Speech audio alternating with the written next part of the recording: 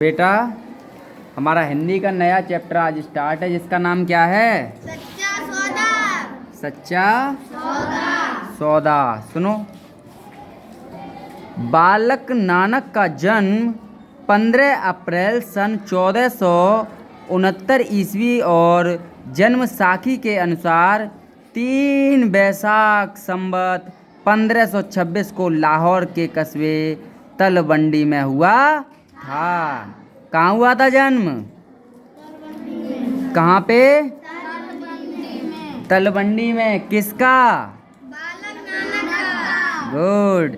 इनके पिता का नाम मेहता कालू बेदी। क्या नाम था पिता का नाम? मेहता कालू बेदी। और माता का नाम तृप्ता था। माता का नाम क्या था बेटा? तृप्ता। तृप्ता। आगे देखो क्या होता है बेटा। माता पिता बालक को अपार प्रेम करते थे। क्या करते थे? अपार प्रेम। अपार प्रेम मतलब? बहुत सारा प्रेम। हाँ, बहुत सारा प्रेम। प्रेम करते थे। इसका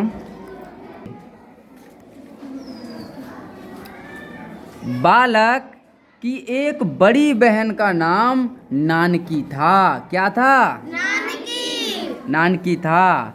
बालक नानक का मन बचपन से ही सांसारिक कार्यों में न लगता, परमार्थी कार्यों में अधिक लगता था। कौन से कार्यों में नहीं लगता था? सांसारिक कार्यों में। हाँ, सांसारिक कार्यों में नहीं लगता था, परमार्थी कार्यों में लगता था। आगे देखो। उसकी रुचि किताबी ज्ञान की ओर कम, अध्यात्म में अधिक थी। किसमें कम थी रुचि? किताबी ज्ञान में। और अध्यात्म में अधिक थी। आगे देखो बेटा क्या होता है। बालक नानक के पिता उसके इस व्यवहार से बहुत चिंतित थे। वे चाहते थे कि उनका पुत्र साधारण सांसारिक जीवन व्यतीत करे। बालक का मन काम काज की ओर मोड़ने का भरसक प्रयास किए। एक बार नानक को कुछ रुपए देकर व्यापार करने के लिए शहर भेजा। रास्ते में नानक भजन गाते थे और जहाँ भी अच्छी संगत मिलती वहाँ रुककर परमार्थ के काम में लग जाते थे। एक दिन बालक नानक को कुछ भूखे प्यासे साधु मिले। कौन मिले? भूखे प्यासे साधु। भूखे प्यासे साधु। साधु मिले। नानक ने सारे रुपए पैसे उन पर खर्च कर दिए। घर लौट कर आने पर पिता ने क्रोध में बहुत डांटा और कहा, नानक, मैंने तुझे रुपए व्यापार करने और लाभ कमाने के लिए दिए थे, तुमने ये क्या किया? बालक ने समझाया, पिताजी, इससे अच्छा और दूसरा क्या सौदा हो सकता है? मैंने सारे रुपए भूखे प्यासे लोगों पर लगाकर भलाई का काम किया। आज्ञा उल्लंघन करने पर उन्हें पिता का कोप सहना पड़ा। गांव के लोगों और चौधारी राय बुलार ने नानक को उसके जीजा जयराम के साथ सुल्तानपुर भेज दिया। कहाँ भेज दिया? सुल्तानपुर। जयराम की सिफारिश पर दौलत खान लोधी ने नानक को अपने मोदी खाने में रख लिया। वे दिन में यथाशक्ति अपनी नौकरी के कर्तव्य को पूरा करते, किंतु रात के समय भजन सिमरन में ही समय बिताते। एक बार उन पर दोष लगाया कि नानक लोगों को मूल्य से अधिक माल तौल कर देता है, जिससे सारी भंडार के मोदी खाने में हानि हो रही है। शिकायत करने पर नवाब ने मोदी खाने के हिसाब किताब व माल की जांच करवाई। निरीक्षण कराने पे पता चला कि मोदी खाने का माल पूरा ही नहीं बल्कि अधिक था। लोग इसे करामात समझते थे। एक दिन प्रातः सुल्तानपुर के एक ओर बहने वाली नदी काली बेई नदी में स्नान करने के बाद गुरु साहिब समीप के जंगल में आलोप हो गए।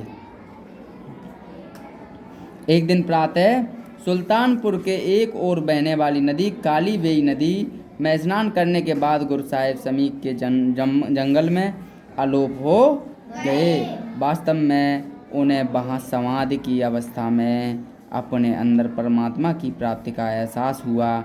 3 दिन बाद वे सुल्तानपुर से लौटे। कहा जाता है कि बेई नदी के किनारे हुए आत्मिक परिवर्तन के बाद गुरु नानक ने सारा सामान त्याग दिया और वे शांत रहने लगे। वे केवल यही बोलते, न कोई हिंदू है न कोई मुसलमान। वे कहते थे, एक नूर ते सब जग उपजा, एक नूर ते सब जग उपजा। एक ही जगह से संपूर्ण जग उपजा है, मतलब बना है।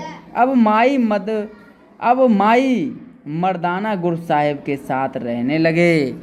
गुरु नानक साहिब के सरल वचनों से उनकी दिव्य दृष्टि और विश्वव्यापी प्रेम का पता चलता है। वे एक महान संत थे। बच्चों, गुरु नानक देव जी के परमार्थी जीवन एवं मनुष्यों के आपसी मत से दुख दूर करने के प्रयास करना चाहिए। यह दुनिया एक ही ईश्वर की सृष्टि है। और लोगों के दुखों को हरने का हमें प्रयत्न करना चाहिए। बेटा, हमें यही शिक्षा मिलती है कि हमें लोगों की भलाई के लिए काम करना चाहिए और लोगों के सुख दुख में हमें भागीदार बनना चाहिए। और ईश्वर एक है, इस सिद्धांत पर हमें चलना चाहिए। ना कोई हिंदू है, ना कोई मुसलमान है, ना कोई सिख है, ना कोई ईसाई है, और हम सब हैं और कोई भी कुछ नहीं है। इस सिद्धांत पर हमें आगे बढ़ना चाहिए। तो हम किसी भी धर्म, किसी भी व्यक्ति, किसी भी समुदाय, किसी से भी लड़ाई झगड़ा नहीं करेंगे। हम सब एक हैं। हम सब प्रकृति के पुत्र हैं और प्रकृति ने हम सबको बनाया है। इसलिए यही लास्ट में पता चलता है कि सर्वोपरि प्रकृति है, मतलब ईश्वर में किसी के साथ कोई भी भेदभाव नहीं करते। प्रकृति एक है और प्रकृति ही सर्वोपरि है। ठीक है? तो प्रकृति सर्वोपरि है, जो किसी में भेदभाव नहीं करती। ठीक है बेटा?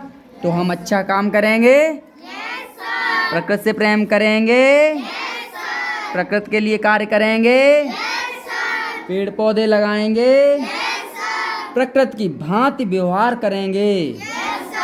यही हमें आज का ज्ञान मिलता है कि हम सब प्रकृति हैं और प्रकृति की भांति हमें जीवन में कार्य करना चाहिए। अच्छा लगा? चलो, थैंक यू। ठीक है, तो क्या बताएं अंत में? ज्योति से ज्योत जगाते चलो, ज्योति से ज्योत जगाते चलो, प्रेम की गंगा बहाते चलो। बोलो, प्रेम की गंगा बहाते चलो। राहों में आए जो दीन दुखी,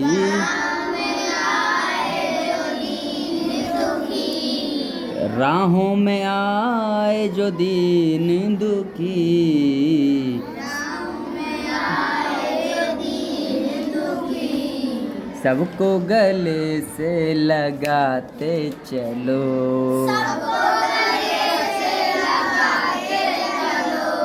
प्रेम की गंगा बहाते चलो, प्रेम की गंगा बहाते चलो, ज्योति से ज्योति जलाते चलो, ज्योति से ज्योति जलाते चलो, प्रेम की गंगा बहाते चलो।